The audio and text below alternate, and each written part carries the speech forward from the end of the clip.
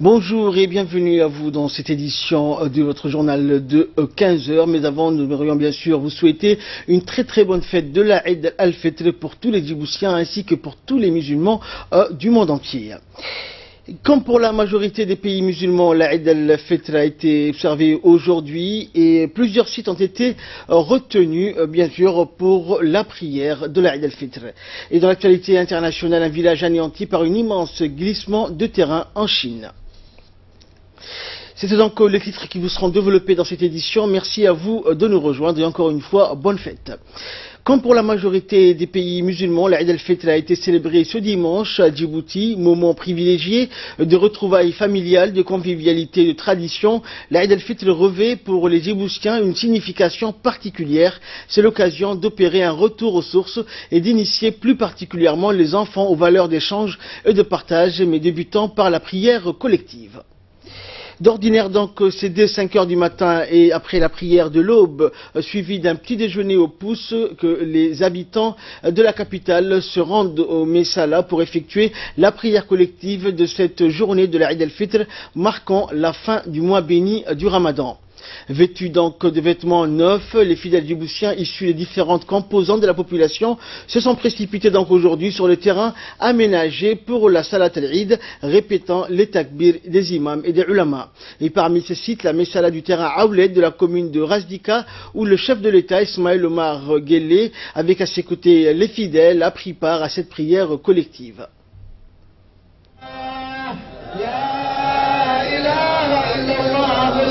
إلا إياه مخلصين له الدين ولو كره الكافرون لا إله إلا الله وحده صدق وعده ونصر عبده وأعز جنده وهزم الأحزاب وحده لا إله إلا الله الله أكبر الله أكبر ولله الحمد اللهم صل على سيدنا محمد وعلى آل سيدنا محمد وعلى أصحاب سيدنا محمد وعلى أنصار سيدنا محمد وعلى أزواج سيدنا محمد وعلى ذرية سيدنا محمد وسلم تسليما كثيرا.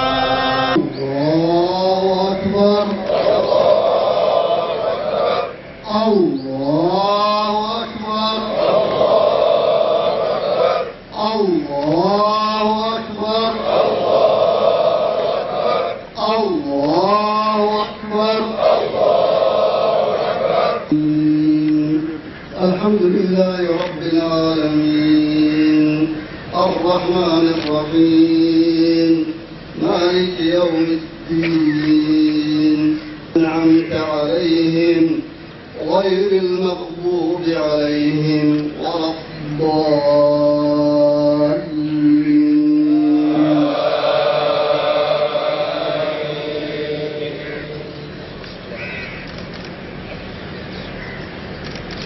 بسم الله الرحمن الرحيم سبح اسم ربك الأعلى الذي إنه يعلم الجهر وما يخفى ونيسرك لليسرى فذكر الدنيا والآخرة خير وأبقى إن هذا لفي الصحف الأولى لمن حمده.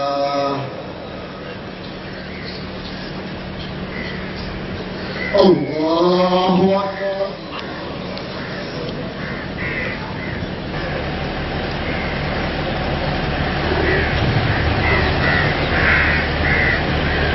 الله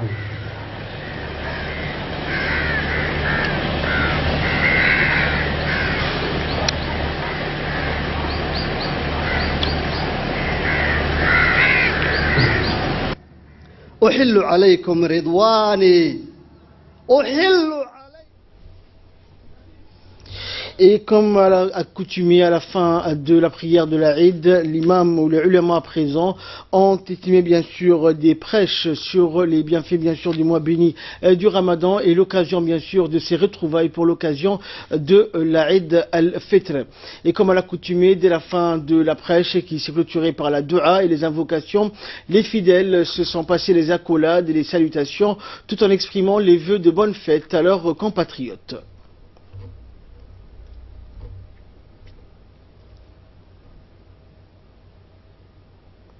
أيام رمضان من شهر رمضان المبارك.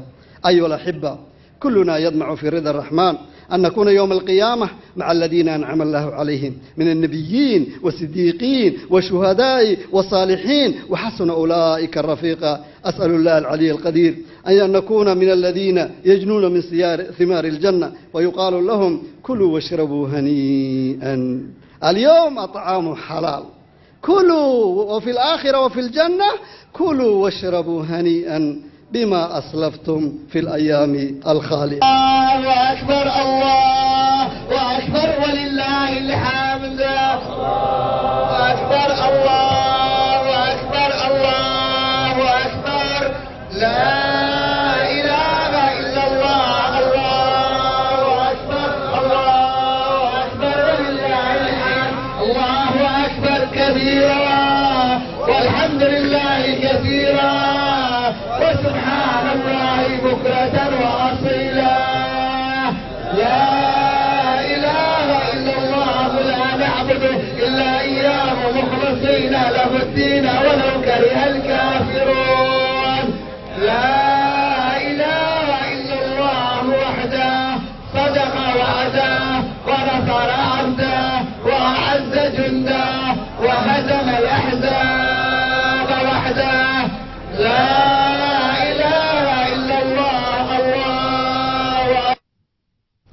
Et la prière de la Eid al-Fitr, la grande prière qui clôture un mois de jeûne et de prière pour glorifier le Créateur, s'est déroulée à l'instar également des autres sites sur le terrain vague dénommé terrain Stade Gouled.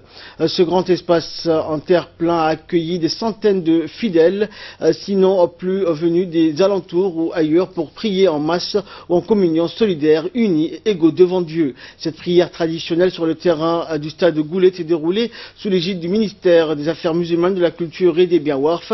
Les fidèles venus en groupe ou individuellement très tôt le matin. Quelque temps après la prière du matin, les fidèles composés des femmes, des hommes, des jeunes et des moins jeunes, c'est en ressortissant musulmans d'abord la séance du tekbir et les louanges à Dieu et à son prophète. Ensuite a eu lieu la prière proprement dite avec 2 rak'a et 5 takbirs suivis de la prêche au khutbah de la Eid al-Fitr.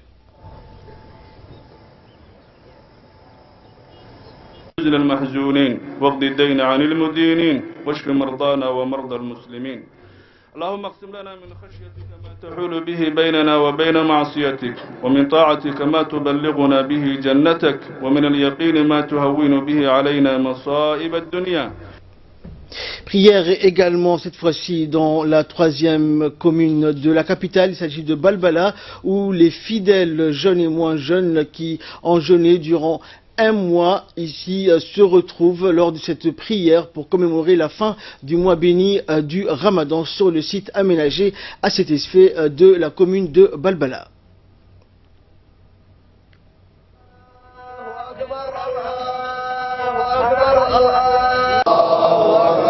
Bismillahirrahmanirrahim. الحمد لله رب العالمين. الله أكبر.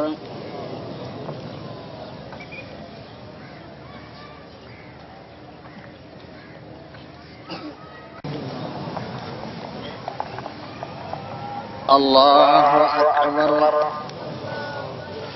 عليكم ورحمة الله. السلام عليكم ورحمة الله. الله أكبر. الله وإعلاء كلمة الله وإقامة ذكر الله وإظهار شعائره فيحل بهم من ألطاف الله وينزل عليهم من بركاته ويشملهم من رحمته ما يليق بلطفه وجوده وإحسانه. أيها الإخوة المسلمون يتوسعون في هذا اليوم الذي هو يوم فرحتهم بالمباحات ويتقربون إلى ربهم بالطاعات شكرا لله تعالى على ما أنعم عليهم من تسهيل صيام رمضان ويدعون الله تعالى راجين بركة هذا اليوم. Et à la fin de la prière de la Eid al-Fitr, notre équipe sur place a pu recueillir les réactions ou les sentiments des fidèles en ce jour de fête.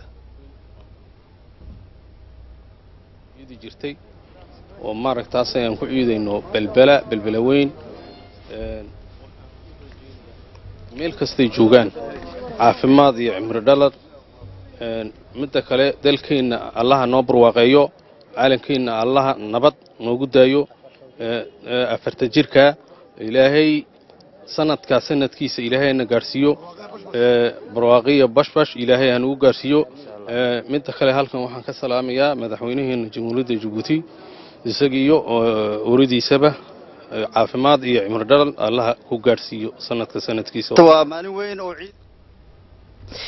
Également dans l'actualité en ce jour de fête, nos diplomates djiboutiens accrédités à l'étranger, notamment l'ambassadeur de Djibouti auprès des pays du Benelux, de Scandinavie, de l'Union européenne et de l'OTAN, l'ambassadeur Omar Abdi Saïd et l'ambassadeur de l'Allemagne de Djibouti en Allemagne, Aden Mohamed Dilleta, souhaite en ce jour de fête au président de la République, Ismaël Omar Guelleh, à la première dame, Madame Khadra Mohamed Haïd, à l'ensemble des membres du gouvernement et ceux de l'Assemblée nationale, ainsi qu'à tout le peuple djiboutien, leurs sincères vœux de bonheur, de santé et de quiétude.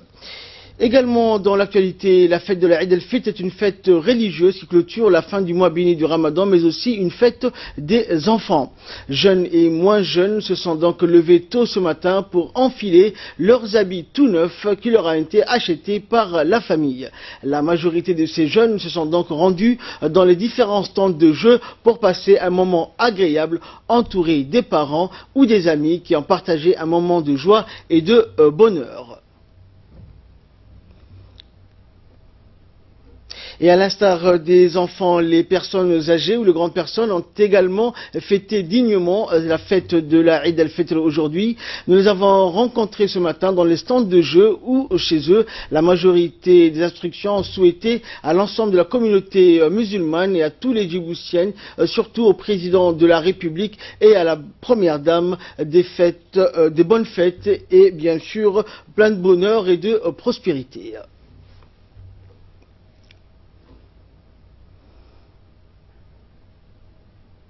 Président aussi et à première dame et à toute ma famille.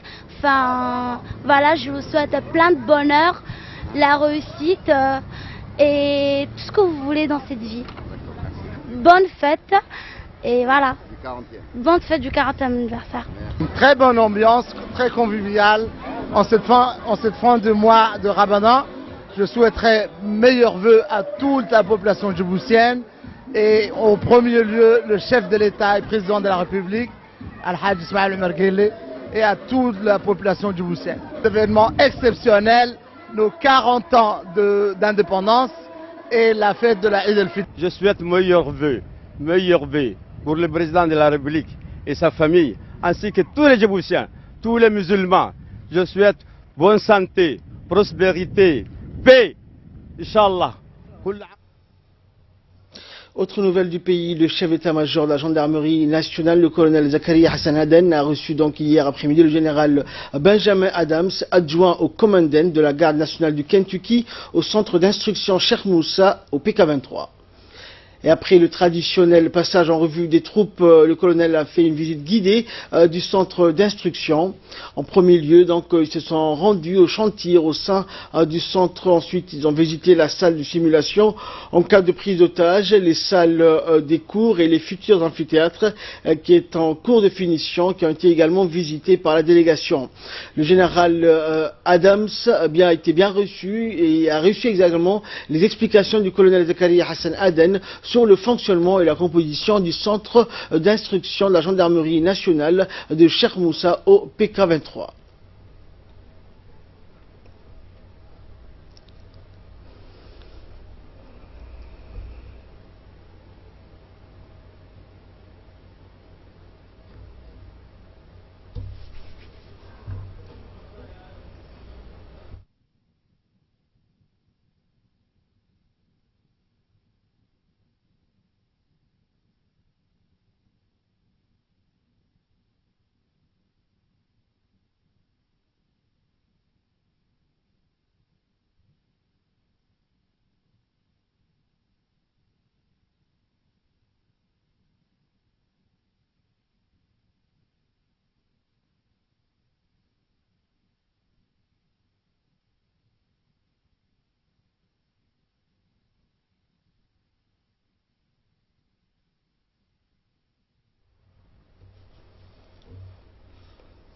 Et juste après la visite guidée, les officiels donc ont assisté à des démonstrations, des libérations d'otages par les groupes d'intervention de la gendarmerie nationale, le GIGN.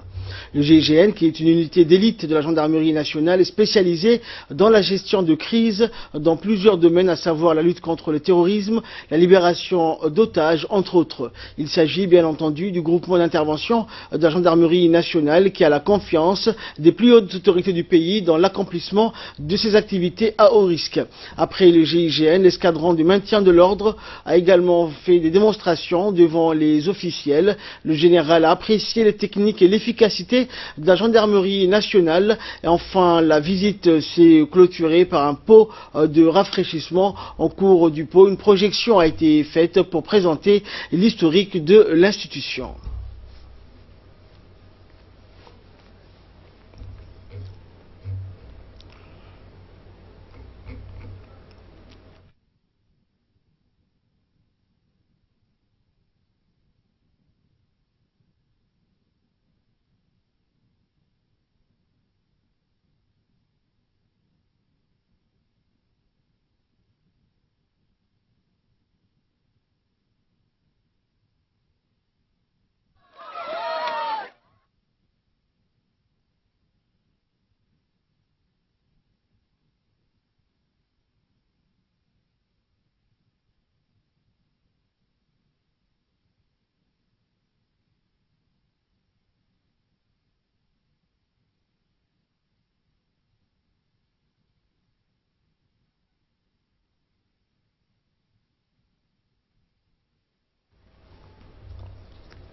Et de là, nous passons à l'actualité internationale. En Chine, un village anéanti par un immense glissement de terrain.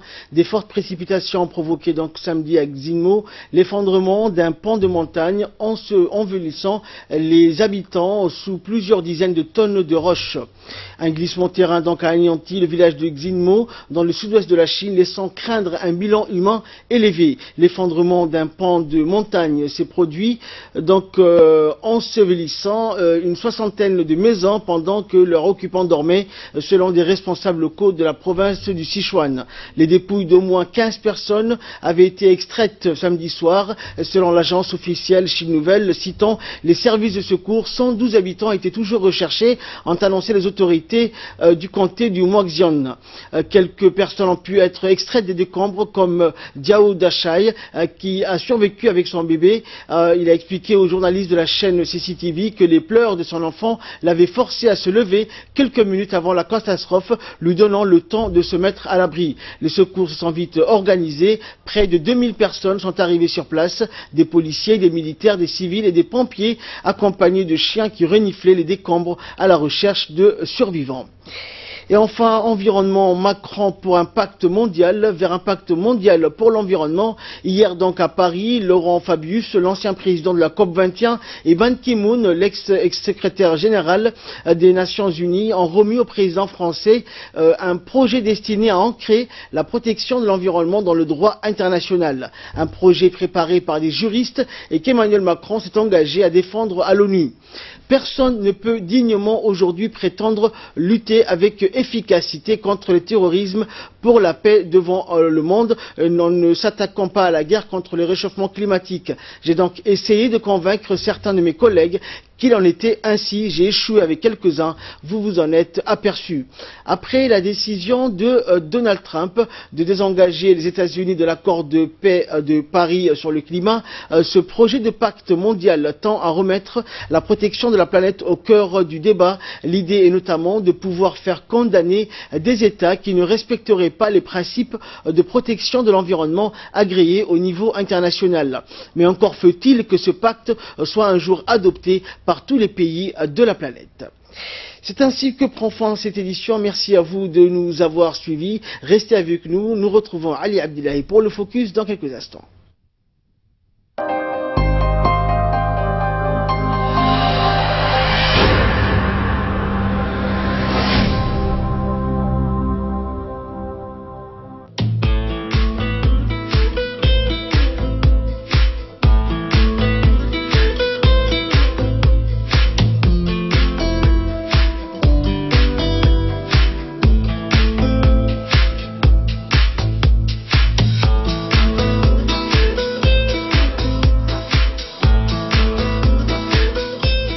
Camississima pour hommes, l'élégance et la classe du style italien, pour toutes les occasions.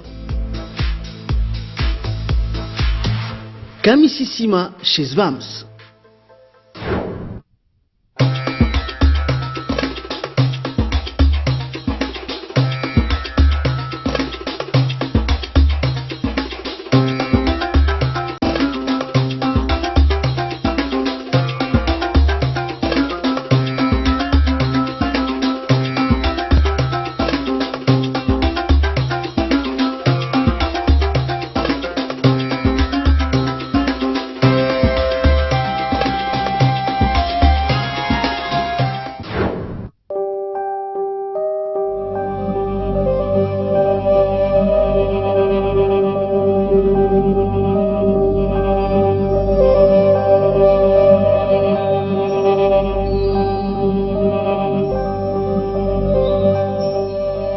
Durant tout le mois de Ramadan, les agences commerciales de Riyad, Shermoussa et Boulaos seront exceptionnellement ouvertes de 20h à 22h30, du dimanche au jeudi.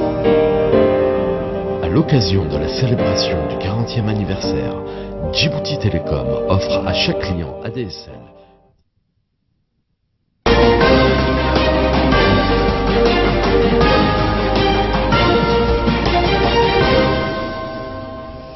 Merci donc de nous rejoindre pour ce focus avec Ali Abdillahi. Bonjour Ali. Bonjour Ahmed. Bonne fête d'abord. Merci à vous. Et nous allons revenir bien sûr sur ce glissement de terrain en Chine, dans la région du Sichuan. Alors comment est-ce que se sont préparés les secours, Ali?